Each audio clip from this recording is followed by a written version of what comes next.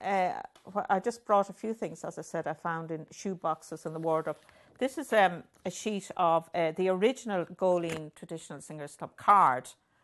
Now, I suppose it's very hard for people like yourself, Ian, to actually visualise, life without smartphones and texts and the instant, button, YouTube, and the instant way you can contact people, email and mobile. So, I mean, that time the landline was king, it was the only way, and we thought, phones were great. And if somebody was going to phone you, especially if it was about a song or a book, and they said, like, what evening would you be in? You might say, well, could you phone me Thursday evening? You'd actually, at that time, sometimes stay in to get a phone call, And on the other hand, my own opinion is that although we've a lot more people on our mailing list and mobile phones, that you had contact with, a far smaller number of people. But those contacts were more meaningful. Do you know what I mean? Because when you did phone, people took the time to actually phone as opposed to text.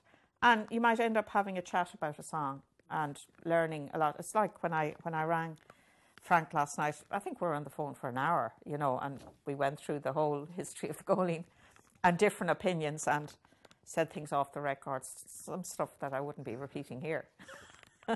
Some diplomatic and some not diplomatic. But this card was designed by Tim O'Neill, who was a calligrapher, a friend of mine.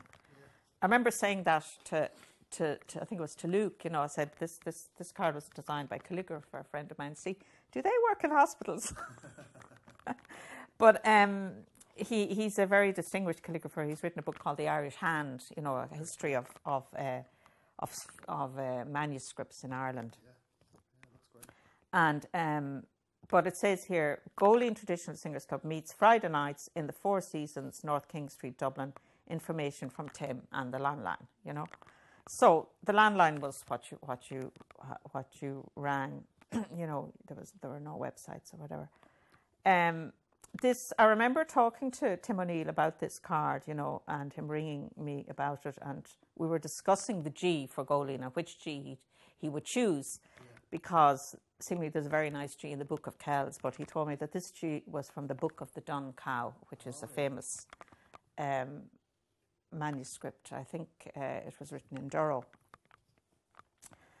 So that little piece of information just stuck in my mind. Then the G was changed. This G here,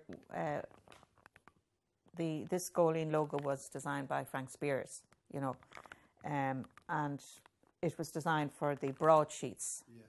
Yeah. But now we have another new card. Maura just gave me one the other night.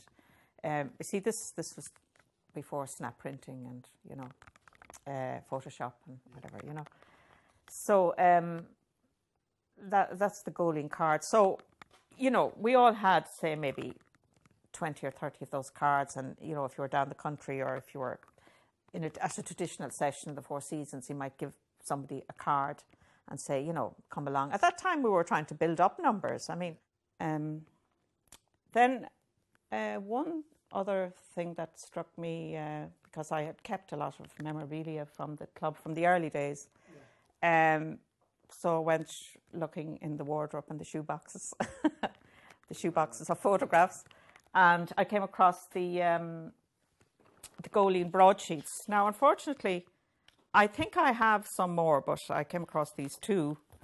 And I actually was talking to Frank Spears last night. I gave him a call because, just to jog my memory, he designed the Goleen broadsheets, yeah.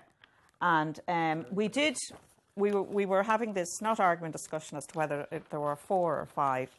But there was one totally dedicated to sean-nós singing, and Tim had a particular interest in sean-nós singing and the Connemara tradition in particular. A lot of his family and relations came in and were very fine singers.